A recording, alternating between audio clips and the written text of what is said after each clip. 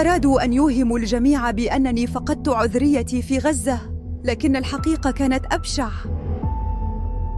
خدعوها، استغلوها، ثم أرادوا تحويلها إلى أداة لخداع العالم. مجندة إسرائيلية تروي كيف تم التلاعب بها ضمن خطة استخباراتية خطيرة، حيث استخدمت جسدياً ونفسياً لخداع العالم. حين بدأت الحرب لم أكن سوى فتاة عادية. اليوم أصبحت جزءاً من كذبة ضخمة لن أنساها أبداً. عندما بدأت الأحداث كانت الأوامر واضحة: يجب على الجميع الالتحاق بالجيش. لم أكن متحمسة كثيراً، لكنني كنت مثل زميلاتي، قررت أن أفعل ما طلب مني. لم يكن الأمر اختيارياً تماماً، لكنه بدا وكأنه واجب وطني لا بد منه. بعد التدريب الأساسي كنت أتوقع أن تبدأ المهام العادية، لكن الأمور انحرفت بسرعة في اتجاه لم أكن أتخيله. قبل إرسالي إلى وحدتي الجديدة قيل لي إن هناك إجراءات روتينية يجب أن أخضع لها، من بينها فحص طبي شامل. لم أكن أمانع، لكن الغريب أن أحد الفحوصات كان فحصاً للعذرية. لم يكن هذا جزءاً من البروتوكول الرسمي، لكن الضباط أقنعوني بأنه مجرد إجراء لترتيب ملفي الصحي. لم أفهم الهدف، لكنني لم أجرؤ على الاعتراض. لاحقاً أدركت أن الأمر كان أكثر من مجرد فحص، لقد كانوا يخططون لشيء ما دون أن يخبروني. بعد أن استلمت مهامي بدأ أحد الضباط بالتقرب مني.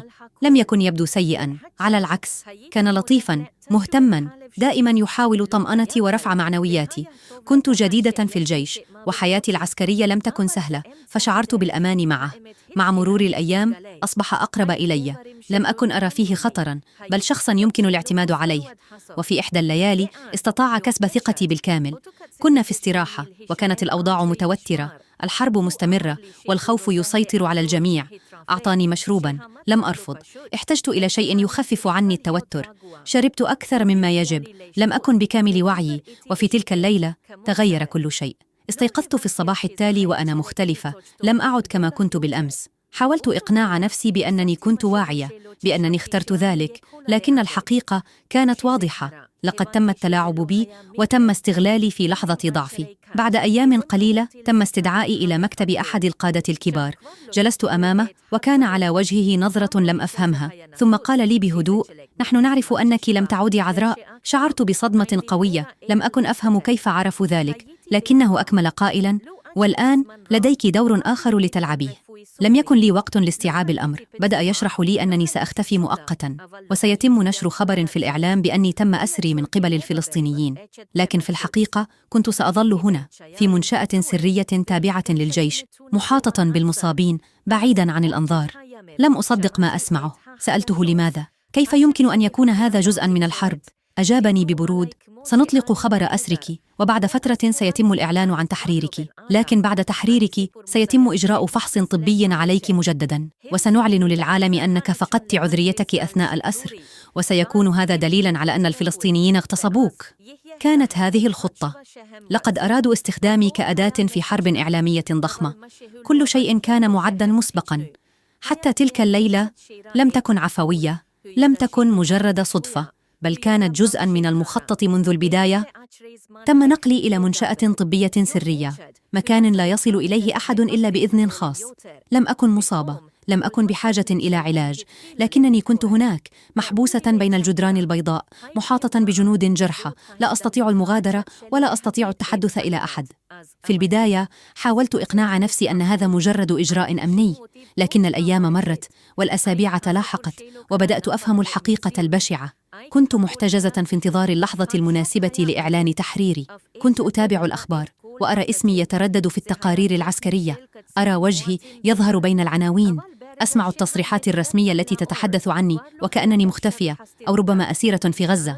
لكنني كنت هنا في قلب إسرائيل، في منشأة سرية، مجرد ورقة في لعبة أكبر مني. كانوا ينتظرون اللحظة المناسبة، اللحظة التي سيعلنون فيها للعالم أنني تحررت من الأسر، وبعدها سيجرى الفحص المنتظر ليكتشف الجميع الحقيقة الصادمة: أنني لم أعد عذراء، وهكذا ستصبح الكذبة حقيقة وستلقى التهمة على الجانب الآخر. لكن ما لم يكن في حسبانهم أن هناك من كان يراقب، جندي شاب كان يعمل في المنشأة الطبية. شخص لم يكن من المفترض أن يعرف شيئاً، لكنه كان يراقب بصمت. كان يعلم أنني لم أكن أسيرة، وكان يعلم أن الضابط الذي كان مسؤولاً عني هو من استغلني، وكان يعرف أنني ضحية مؤامرة مدروسة، وأنني مجرد وسيلة لإشعال الغضب وتوجيه الرأي العام نحو حرب لا تنتهي. وفي لحظة غير متوقعة قرر هذا الجندي أن يتحدث. تم رفع تقرير سري إلى القيادة العليا، وحينها بدأ كل شيء يتغير. فجأة استدعيت للتحقيق. نظرات الضباط كانت مليئة بالشكوك، لكنني لم أعد قادرة على الصمت. لم أكن بحاجة إلى تبرير نفسي، فقط كنت بحاجة إلى أن يسمعني أحد. قلت الحقيقة. اعترفت أنني لم أؤسر، أن ما حدث كان مخططا منذ البداية، أنني لم أكن سوى بيدق في لعبة قذرة، وأن الضابط الذي كان مكلفا بحمايتي لم يكن سوى وحش تم تكليفه بمهمة أوسخ من الحرب نفسها. القادة لم يكونوا يعرفون كل التفاصيل، فقد كان هناك مستوى معين فقط من المسؤولين الذين شاركوا في التخطيط لهذه الخدعة. لكن حين انكشف كل شيء لم يعد هناك مجال للتستر. اليوم ربما لم أعد تلك الفتاة التي كنتها من قبل، وربما لن أكون قادرة على استعادة حياتي الطبيعية، لكنني على الأقل لم أعد صامتة. كنت مجرد واحدة، لكن كم فتاة أخرى تم استخدامها بنفس الطريقة؟ كم واحدة منهن لم تجد من يتحدث نيابة عنها؟ كم واحدة منهن انتهى بها الأمر كضحية صامتة في سجل مليء بالأكاذيب؟ اليوم لا أبحث عن التعاطف ولا أبحث عن العدالة. أنا فقط أعلم شيئا واحدا: في هذه الحرب الأكاذيب أقوى من الرصاص. الناس في غزة طيبون، ولكن علينا تنفيذ الأوامر دون أن نسأل. هكذا هي الحرب. الكثير من الجنود لم يعودوا مقتنعين تماما بهذه الحرب. قد يؤدون واجبهم العسكري، لكن داخلهم أسئلة لا تجد إجابات، فأصوات الشك ترتفع في الخفاء، وربما يكون ذلك هو أخطر ما يواجه أي جيش في ساحة القتال. الآن بعدما انتهت الحرب كنت أعتقد أنني سأعود إلى حياتي الطبيعية، لكن الحقيقة لم يعد هناك شيء اسمه حياة طبيعية. الحرب ليست فقط معارك وأسلحة، إنها شيء يظل يعيش داخلك، يغيرك، يجعلك ترى الأشياء بطريقة لم تكن تراها من قبل. اليوم بعد كل ما حدث لا أستطيع إلا أن أسأل نفسي: من ربح هذه الحرب حقاً؟ نعم، قد يقول البعض إننا دمرنا الكثير وإن الخسائر لدى الجانب الفلسطيني كانت أكبر، لكن عندما أنظر إلى إسرائيل اليوم أرى أننا لم ننتصر، بل خسرنا شيئاً لا يمكن تعويضه. كنا نظن أن القوة العسكرية قادرة على حسم كل شيء، لكنني أرى مجتمعاً مرهقاً مليئاً بالخوف والقلق. أرى انقسامات داخلية لم تكن بهذا العمق من قبل. أرى جيلاً جديداً يسأل أسئلة لم نكن نجرؤ على طرحها في الماضي. الحرب لم تمنحنا الأمان، بل زادت من شعورنا بعدم الاستقرار. أما عني فأنا لم أعد أصدق كل ما يقال لنا. كنت أؤمن أننا نقاتل من أجل قضية واضحة، لكنني اكتشفت أننا كنا نحارب في ظلام دون أن نعرف الحقيقة كاملة. كنا وقوداً لمعارك لم نخترها، لم نفهمها، ولم نكن نعرف نهايتها.